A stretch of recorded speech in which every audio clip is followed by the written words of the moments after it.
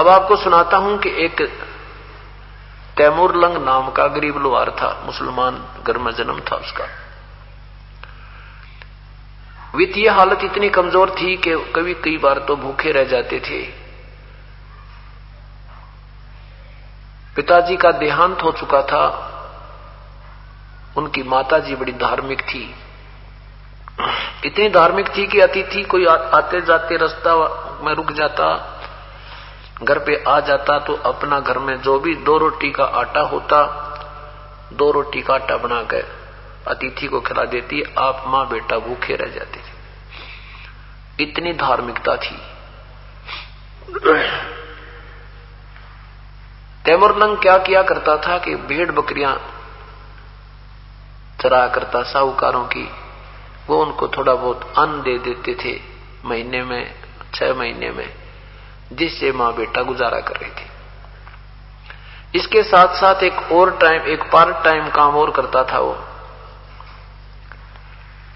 एक लोहार के वहां गण की चोट लगाया करता।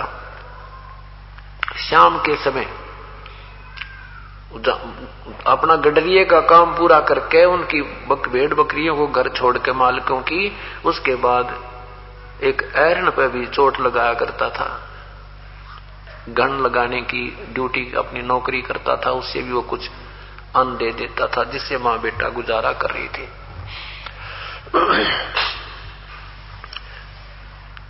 एक दिन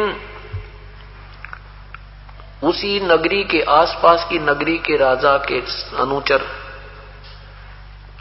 और उसी नगरी की एक जवान लड़की को, जो खेतों से पशुओं का चारा लिए आ रही थी, उसको जबरदस्ती उठाकर ले जाने की चेष्टा कर रहे थे। लड़की ने आवाज लगा दिया, अरे तुम तैमूरलंग मेरी रक्षा कर, तैमूरलंग मुझे बचा ले। अब पाड़ी दौरे तो लठ होता है, और लेकर लठ भाग दिया। मट्टा मटून सिपाही कूट दिए उसने। अब उन सिपाही कई थे, वो एक था। सिपाहियों ने बहुत ज्यादा पीट दिया, बहुत मर्द सम कर दिया और लड़की को ले गए। पहले ये राजा लोग बदमाशी बहुत कराया करते। वो कुछ देर के बाद होश में आया, फिर उसको वो ऐसी बात खटक गई है, भगवान जब मैं राजा बन जाऊं, इस राजा को मजा चखाऊं, इस निकम्मे को, इसने हमारी बहन बेटियों की, हमारे गांव की इज्जत लूटी है। ऐसे उसके मन में खटक लागी, हरदम वही रट रहे। एक दिन भेड़ बकरी चरा रहा था जंगल में, गांव के साथ ही बकरियां दोपहर के समय अपने एक तालाब के आसपास बैठा रखी थी, वृक्ष के नीचे स्वयं खाना खा रहा था। इतने में परमेश्वर एक जिंदा महात्मा रूप बना के कबीर साहब वहां पहुंच गए और सलाम वालेकुम किया। अब तैमूरलंग ने प्रति उत्तर देकर कहा, आओ महात्मा जी बैठो। ए महाराज, खाना तो मैं खा चुका हूं, आपको भूख लगी होगी, आप खाने की सुनाओ। परमात्मा ने कहा, भाई भूख तो लगी है बच्चा। तो उसने क्या कहा, महाराज जी मेरी बकरियों की संभाल रखना, मैं घर से खाना बनवा के लाता हूं, बिल्कुल साथ में हमारा घर है।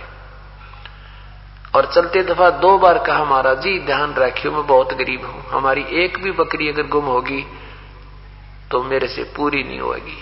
परमात्मा ने कहा, बेटा चिंता ना कर, तू जा। अब घर पे आया, उसकी मां से कहा, मां एक महात्मा रास्ते चलता है, बड़ा भूखा है। क्योंकि जैसा संस्कार बच्चा घर में देखता है, वो ज्यों की तो भावना बनी रहती है। वही मां को आते जातों को प्रार्थना करके भाई खाना जरूर खा के जाना है, ऐसे ही उन्होंने महात्मा जी की तरफ के लिए कहा। तो मां से आकर कहा, मां एक महात्मा बहुत भूखा है, रोटी बना दे। घर में 2 रोटी का आटा शेष था, बस मां ने तुरंत आटा रोटी बना दी और कहा, बेटा तू ऐसे बकरी छोड़कर मत आया कर, हम बहुत गरीब हैं और कोई बकरी एक भी गुम होगी तो बेटा कैसे पूरा पटेगा। तो उसने कहा, तैमूरलंग ने कहा, मां वो महात्मा कह रहा है कि बेटा तू चिंता ना करिए, मैं कति रुखाड़ा हूं। अब दोनों मां बेटा, मां ने सोचा चलो मैं महात्मा के दर्शन भी कराऊंगी और बर्तन वापस ले आऊंगी। दोनों मां बेटा लोटा पानी का लेकर 2 रोटी बनाकर आ गई। महाराज जी के सामने रोटी रख करके माई कहने लगी, हे महात्मा जी, हम बहुत गरीब हैं। महाराज जी, हम बहुत बहुत ज्यादा घाटे में हैं, बहुत टोटा है हमारे यहाँ पर, बहुत दारिद्र हैं। हे भगवान, को दया करो, कुछ जंतर मंत्र बता दो, हम धनवान हो जावा। परमेश्वर ने कहा, बेटी तुम मुझसे उपदेश लो, मैं तुम्हें भक्ति मार्ग बताऊंगा, वो साधना तुम कीजिए, तुम धनी भी हो जाओगे, ठाठम ठाठ हो जाएंगे, तुम मुक्त भी हो जाओगे। तुम भक्ति ठीक नहीं कर रहे हो, जो साधना तुम कर रहे हो, 5 बार की नमाज और ये रोजे रखते हो, ये परमात्मा पाने की या धनवान होने की, कर्म संस्कार बदलने की नहीं है। और साथ में तुम मांस खा रहे हो, ये मांस खाना महापाप है। तो काफी बात कही। माई ने कहा, जी हमारे तो ये प्रसाद रूप में खाते हैं, हम वैसे मांस नहीं खाते हैं। परमात्मा ने कहा, प्रसाद और मांस का के मेल बेटी, खीर बनावे, हलवा बना ले, ये तो दूसरे के बच्चे नहीं, तेरे बच्चे ने कोई मार कर अपना प्रसाद बनाओ, तुझे कैसा लगे? कलेजा पकड़ कर बैठ गई माई ने, बोली, नो ना को महाराज जी, मेरे बेटे की तरफ, मेरे बेटे को क्यों मारे? तो माई, जैसा दर्द आपने हो वह ऐसा जान बराने, अब आप एक बकरी के बच्चे को मारकर खाते हो, क्या उस मां को दर्द नहीं? बुढ़िया की आंखों में पानी आ गया, क्योंकि हमारे पहले पूर्वज बहुत धार्मिक थे, दयालु थे, लेकिन साधना ठीक ना मिलने से वो सारे हम भक्ति से दूर कर दिए और करड़ा दिल बना दिया हमारा। और कहा, बेटी मैं बताऊंगा तो साधना तुम्हें सारा सुख देगी। काफी समझाई तो माई ने कहा, ठीक है महाराज जी। और साथ में ये भी कहा कि मैं तुम्हारा अन्न नहीं खाऊंगा जब तक तुम मेरा उपदेश नहीं लोगे। हम ऐसे वैसी साधना करने वालों को, मांस आहार करने वालों का हम आहार नहीं करते। तब माई ने उपदेश ले लिया और तैमूर लंग ने भी दे लिया। दोनों माँ बेटा ने भगवान का उपदेश ले लिया। भगवान खाना खाने लगे। एक ही रोटी परमेश्वर ने खाई। जब तक खाना खाया तो माई ने 20 बार प्रार्थना की, हे महाराज जी हम धनी हो जाएंगे, हे महाराज जी हमारा ये कर्जा उतर जाएगा। अब देखो, अंधा आंखें मांगता है, बांझ पुत्र मांगती है, निर्धन धन ही मांगता है। भगवान तो फिर बाद में मांगेंगे जब ये रिक्वायरमेंट पूरी हो जाएंगी। तब क्या कहा, अब परमात्मा ने क्या किया, वहां एक बकरी बांधने की बेल पड़ी थी, लोहे की चैन सी होती है बकरी पशु बांधने की, उस बार बेल उठाई, एक रोटी खाकर जल का लोटा पीकर परमात्मा ने वह लोहे की बेल उठाई और उसको 4 बार मोड़ दिया, वह 1.5 फुट की रहेगी। और खड़ा होकर के उस तैमूर लंग की कमर में परमात्मा ने 7 बेल मारी नो, 1 2 3। अच्छा, कड़ाका उठता दिखे पर दर्द ना हो, वो ऐसा मारे जैसे लाडों में मारा करे, प्रेम में मारते। और फिर मारे मुक्के और लात। अब माई ने सोचा कि ये तो पागल आदमी था और मैंने घनी बार इसको कह सुन दिया, ये पागल ने मेरा बेटा कूट दिया। मन में ऐसी विचार आई, कहने लगी, महाराज जी मेरे बच्चे ने कोई गलती कर दिया, आपने इसको मार रहे हो, कूट रहे हो। परमात्मा ने कहा कि ये जो 7 बार सांकल मारी है ना, ये बेल मारी है तेरे बेटे के, माई तेरे बेटे को 7 पीढ़ी का राज दे दिया, 7 पीढ़ी राज करेगी तेरा। और पीछे ये लात लो तुम्हारी है ना, फिर तुम्हारा 7वीं पीढ़ी के बाद राज्य खंड हो जाएगा, टुकड़ा में बट जाएगा। माई ने सोची ये तो बिल्कुल बुद्धू आदमी है, रोटी समय पर मिल नहीं रही और कह रहा तुम्हें 7 पीढ़ी का राज दे दिया। इतना मन में खोट माई का आया था, परमात्मा अंतर्जान हो गए, सामने से ये अदृश्य हो गए, दिखे को ना। अब दोनों माँ बेटा रोने लगे, है माँ ये तो भगवान था, ये तो कोई फरिश्ता था, ये तो अल्लाह की जात थी। ओहो, हमने समझा नहीं, पहचाना नहीं। अब माई कहती, बेटा मेरे मन में ऐसी उठपटांग बातें आ गई, शायद भगवान नो रुष के हो हमारे से। कोई बात नहीं, बात आई गई हुई। कुछ दिनों के बाद क्या हुआ कि ये तैमूर लंग उस ऐरण के ऊपर घण मार रहा था, जैसे लोहार कोई चीज बनाने को अगर मार जोर जोर से, तो उस ऐरण के साथ से, उस लोहार के उस इंस्ट्रूमेंट के साथ चींटियों का बिल था, सींक जितना तो बिल, एक सींग का इतना तो उसमें द्वार था और बाहर चींटियां निकलाई इतनी है भगवान, काली धरती होगी वहां आसपास गणिए। अब तैमुरलंग ऐसे चोट भी मार रहा है और देख रहा है भगवान तेरी लीला तू ही जाने अल्लाह। एक सींग जितना सुराख है इसमें ये करोड़ों और अरबों चींटी भगवान के ऊपर फिट कर रखी और इनको कहां से तू आहार देता है। अब रात न सो गया। रात्रि के समय वो परमात्मा उसी रूप में जिंदा महात्मा के रूप में दर्शन दिए कि तैमुरलंग जहां तूने वो चींटी देखी थी उसके नीचे एक बहुत बड़ा खजाना दबा हुआ है और उस ऐरण वाले से तू वो ऐरण मोल ले वो स्थान। तैमुरलंग ने कहा प्रभु गरीब आदमी मैं कैसे मोल लूंगा कि ये मेरा काम है, तो एक बार प्रार्थना करना जाके। जब परमात्मा काम बनावे तो दोनों तरफ खेलता है। तो सुबह उठा उसकी मां ने, मां को भी ही दर्शन दिए, संत जी दिखे उसी रूप में दिखाई दिए। तो मां ने, तैमुरलंग ने कहा मां वही महात्मा जी मुझे आज स्वप्न में दिखाई दिए थे और ऐसे ऐसे सारी कहानी वो बताकर चले गए। मां कहने लगी बेटा दिखाई तो मुझे भी दिए थे पर वो कह क्या रहे थे ये मैं समझ नहीं पाई। बेटा देख ले ट्राई करके, अगर वो ऐरण दे देता है।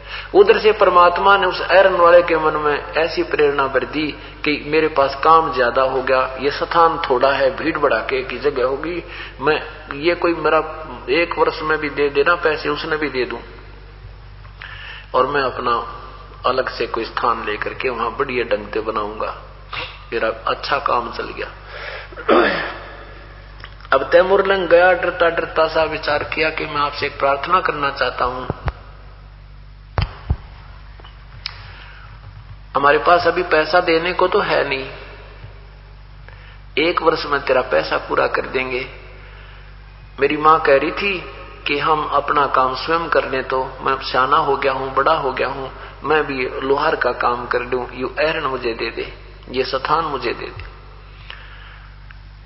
उधर से वो ऐरण वाला सोचे हे अल्लाह आज ही मन में सोची थी आपने बड़ी सुनी मेरी तय, कोई बात नहीं भाई, पर 1 वर्ष में नहीं देगा ना फिर देख ले, मैं वापस ले लूंगा अपना, अगले 1 वर्ष में तेरे पूरे कर दूंगा। उसने उसको संभाल दिया, वो टूटा फूटा ऐरण भी उसके पास ही छोड़ दिया और उससे कर सौदा। अब माँ बेटा ने दोनों लग कर मिट्टी की दीवार बनाई, उस पर झोंपड़ी गाड़ ली और रात ने खोद कर देखा उसमें वे भगवान। तो परमात्मा ने संकेत किया उसको स्वप्न में कि ज्यादा मत दिखाना दुनिया को। उसने थोड़ा सा निकाला, भेड़ बकरी ले आया, फिर वो बेच दी, फिर ले आया, फिर बेच दी महंगी सस्ती, तो फिर घोड़े ले आया वह बेच दिए। तो दुनिया ने सोचा भाई इसका तो व्यापार ने हाथ पकड़ दिया, अर्थात ये तो व्यापार से बहुत बड़ा बढ़ गया और बढ़िया मकान बना लिया, खूब सुथरी तियां रहने लग गया। फिर उसके हुआ बात फिर याद आई कि अगर मैं राजा होता तो इस राजा ने वो बन जाऊं तो इस राजा ने मजा चखाऊं जो बहन बेटियों की इज्जत लूटता है निकम्मा। तो उसने राजा बनने की सोच ली।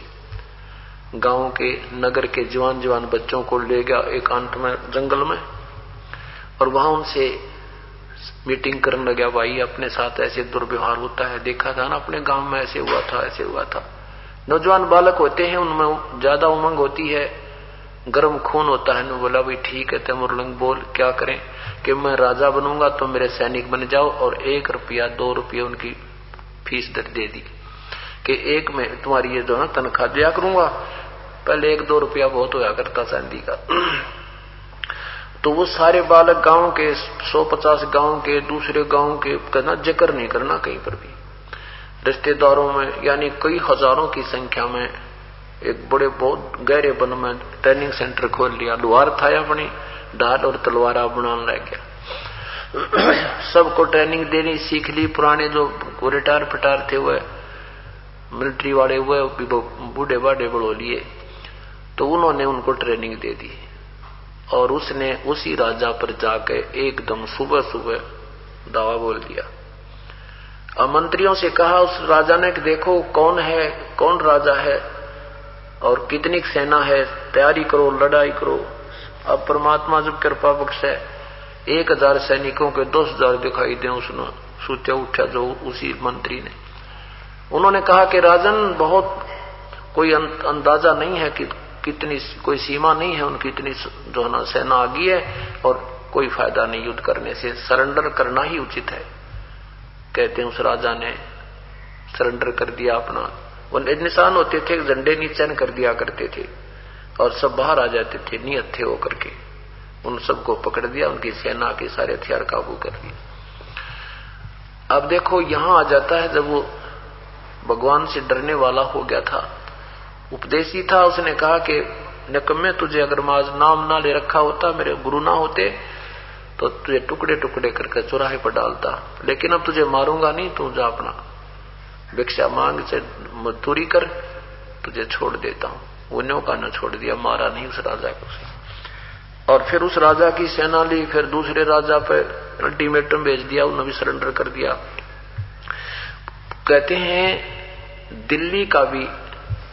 दिल्ली पर भी तैमूरलंग का राज्य हो गया और यहां पर अपना एक नुमाइंदा बैठा दिया दिल्ली के तख्त पर। तो कहते हैं तैमूरलंग से लेकर औरंगजेब तक 7 पीढ़ी ने तैमूरलंग की ने शासन किया। औरंगजेब के बाद ये इनका राज्य टुकड़ों में विभाजित हो गया था, ये इतिहास गवाह है। रोटी तैमूरलंग को दीनी, ताते 7 बादशाही लेनी। एक रोटी खाई थी तैमूरलंग की, परमात्मा ने 7 पीढ़ी का राज दे दिया और साथ में मुक्ति दीवा जारी। इस तैमूरलंग ने भी फिर बकवाद करनी शुरू कर दी थी, क्योंकि ये राजा जब बन जाता है प्राणी, ये बहुत जुल्म कर डालता है, बहुत हत्याएं शुरू कर दी। सारी पृथ्वी पर बेसब्रा हो गया राज इकट्ठा, राज को बढ़ाने में। फिर इसको परमात्मा एक दिन फिर मिले शिकार में और इसको कहा कि 2 कौड़ी के जीव तू भूल गया उस समय को, तू कहां दुनिया का लूट रहा है और ये इतनी हिंसा कर रहा है, तुझे महापाप लगेगा। उसी दिन से अपने पुत्र को देकर के राज्य तैमूरलंग ने अपना वैराग्य ले लिया, अपनी भक्ति की नए सिरे से उपदेश लिया, अपना कल्याण कराया। बोलो सतगुरुदेव की जय।